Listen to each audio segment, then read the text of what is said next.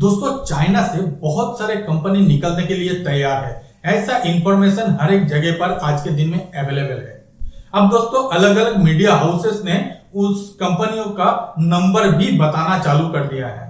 किसी media house ने कहा है कि 100, कहीं पर 300, कहीं 500, यहां तक कि 1000 कंपनियों के बारे में भी यहां पर बात किया जा रहा है। अगर हम इन सारे नंबरों को सही मान ले और हम अपने सहूलियत के हिसाब से इसको सबसे कम नंबर के साथ डिस्कस करें तो वो नंबर आते हैं 100, यानी कि 100।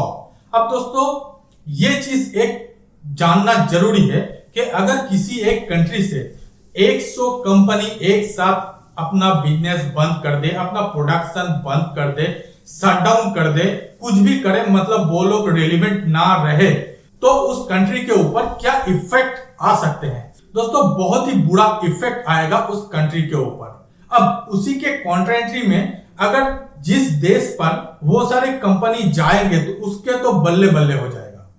अब दोस्तों यहां पर बात करते हैं हम इंडिया की, मतलब इस कहानी में अब एंट्री करते हैं हम इंडिया की।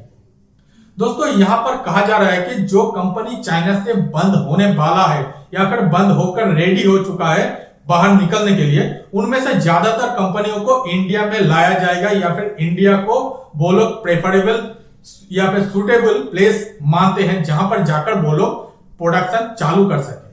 खैर ये बहुत ही अच्छा बात है और हम लोग जबकि इंडियन है तो हम लोगों के लिए ये सबसे अच्छा बात हम लोग कह सकते हैं।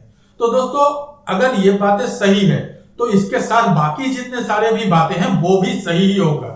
दोस्तों यहां पर और भी कुछ इंफॉर्मेशन इसी से रिलेटेड निकल कर आए हैं। दोस्तों कहा जा रहा है कि गवर्नमेंट ऑफ इंडिया के जितने सारे डिपार्टमेंट हैं, स्पेशली इन सारी कंपनी से जो कि डील करेंगे आगे आने वाले समय में, उन सारे डिपार्टमेंट के तरफ से एक अलग अलग सेल बनाया गया है जो कि उन सारे कंपनी जो कि चाइना से निकलने के लिए तैयार है उनसे 1 to 1 वो लोग बातचीत कर रहे हैं। और बातचीत के अंदर बातें या फिर डिस्कशन जो हो रहा है कि वो लोग चाइना में क्या क्या फैसिलिटी उन लोगों को मिलता था, इंडिया में आएंगे तो इंडिया में उन लोगों को क्या क्या फैसिलिटी दिया जाएगा, एक्स्ट्रा क्या क्या फैसिलिटी दिया जाएगा। इसके अलावा भी दोस्तों आप लोगों को शायद पता है कि पिछले साल हमारी इंडियन गवर्नमेंट ने एक बहुत ही बड़ा कदम लिए थे ईज ऑफ डूइंग बिजनेस को इंप्रूव करने के लिए, और वो था कॉर्पोरेट टैक्स में कट। और इसको देखते हुए कंपनियों को भी बहुत ही लुक्रेटिव जगह लग रहा है इंडिया। ये तो गया उन लोगों के डायरेक्ट बेनिफिट। अब दोस्तों दूसरा और एक बात है जो कि है इंडिया देश, मतलब दुनिया के दूसरी सबसे ज्यादा पॉपुलेशन वाले कंट्री इंडिया है। और जिस तरीके से पॉपुलेशन बढ़ रहा है ऐसा भी हो सकता है कि बहुत जल्दी ये दुनिया का 1 नंबर कंट्री भी बन जाए। क्या वो अलग बात है, हम बात कर रहे हैं दूसरी। तो दोस्तों इन्हीं सारी चीजों को देखते हुए गवर्नमेंट ऑफ इंडिया के तरफ से उन लोगों को यानी कि उन सारी कंपनियों के साथ बहुत ही अच्छे तरीके से बात किया जा रहा है और रोड बनाया जा रहा है जिसके तहत वो कंपनी इंडिया में आए चाइना को छोड़ के। यहां पर और 2 बातें मैं कह दूं कि यूएस गवर्नमेंट ऑलरेडी यूएस की जितने सारी कंपनी हैं जो कि चाइना में काम करते हैं उन लोगों को भी कह रहा है कि चाइना को छोड़ दो और दूसरे किसी भी देश पर चले आओ। यहां तक की बात एक सुना गया है कि यूएस के सेनेट में डिस्कस हुआ है कि जितने सारे कंपनी चाइना को छोड़ के निकलेंगे उनके लिए दूसरा कौन सा सुटेबल प्लेस होगा, तो उनमें भी जो नाम या फिर जो लिस्ट आया है उसमें सबसे ऊपर इंडिया का ही नाम है। इसके अलावा दोस्तों मैंने पिछले एक वीडियो में कहा था कि जापान ने भी अपने कंपनियों को कहा है कि वो चाइना को छोड़कर जापान में या फिर जापान की सराउंडिंग जितने सारे देश है वहां पर चला है। इसी कड़ी में और एक देश जो कि है साउथ कोरिया। अब दोस्तों बात करते हैं India, south Korea, India, Japan और इंडिया यूएस के बारे में। दोस्तों इन 3 देशों के साथ इंडिया के रिलेशन बहुत ही अच्छा है। जापान, साउथ कोरिया और यूएस, इन 3 देशों के साथ इंडिया के रिलेशन बहुत ही अच्छा है। तो इसी को देखते हुए हमें लगता है कि यूएस के कंपनी, जापान के कंपनी और साउथ कोरिया के कंपनी के साथ इंडिया जो गवर्नमेंट की तरफ से बात हो रहा है वो शायद फ्रूटफुल हो और आगे इसमें जो रिजल्ट आए वो भी कोई अच्छा रिजल्ट आए। हालांकि यहां पर मैं और कुछ बातें कह दूं कि साउथ कोरिया की कुछ कंपनी है जो कि ऑलरेडी इंटरेस्टेड दिखाए हैं इंडिया में बिजनेस करने के लिए, जैसे कि हुंडई स्टील। ये एक बहुत ही बड़ा कंपनी है जो कि इंडिया में इंटरेस्टेड दिखाए हैं इंडिया में वो लोग प्लांट लगाने के लिए। अब दूसरा, जापान से भी मैंने पिछले वीडियो में भी कहा था कि निप्पॉन स्टील नाम की एक बहुत ही बड़ा स्टील कंपनी है जो कि इंडिया में अपना प्लांट लगाने के लिए सोच रहा है। दोस्तों, कुछ एक न्यूज ऐसा भी निकल रहा है इंडिया से कि यूपी में करीब 100 कंपनी इन्वेस्ट करने के लिए तैयार हुआ बैठा है। खैर, इसके बारे में पुष्टि आगे होगा तो हम लोग इसके बारे में भी बात करेंगे। इसके अलावा दोस्तों, मैं जो बातें यहां पर कहने जा रहा हूं वो ये कि अब दोस्तों यूएस ने ऑलरेडी अपना स्टिमुलस पैकेज घोषणा कर दिए हैं। इसके अलावा जापान ने भी पिछले दिनों अपना स्टिमुलस पैकेज घोषणा कर दिए हैं ताकि जापान की, यूएस की जितनी सारी कंपनी है वो वहां से निकल जाए।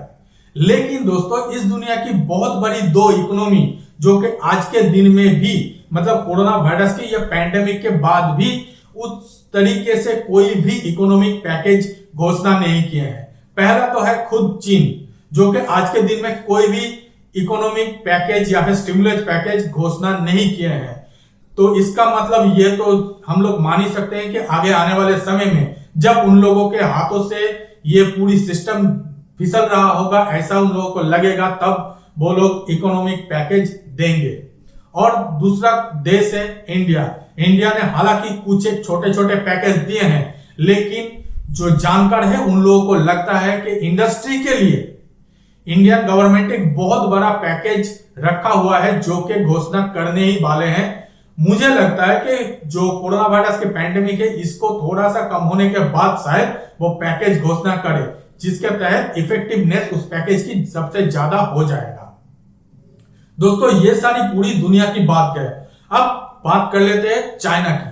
दोस्तों, यहां पर चाइना शायद ये जो चीज हो रहा है इसको पहले से ही एंटिसिपेट किए थे, तो इसीलिए चाइना ने एक करेंसी जो कहें डिजी करेंसी या फिर डिजिटल करेंसी उन लोगों ने लॉन्च करने के बारे में सोच लिए हैं और बहुत ही जल्द, मतलब मई महीने की फर्स्ट या सेकेंड वीक तक वो लोग उसको इंट्रोड्यूस कर देंगे एज ए ऑफिशियल। दोस्तों, इस करेंसी के बारे में 2-4 लाइनें मैं आप लोगों के साथ शेयर कर दूं। दोस्तों, इस करेंसी के बारे में, चाइना का यह ऑफिशियल डिजिटल करेंसी के बारे में तब पहली बार पता चला जब 2019 साल था। और दोस्तों, तभी पता चला कि 2019 साल में कि चाइना पिछले 5 साल मतलब 2014 से इसको डेवलप करने के लिए या फिर इसके बारे में काम करने के लिए कोशिश कर रहा था। आगे चल के इसको डेवलप किया गया और बाकी सारी जो काम करना था वो किया गया।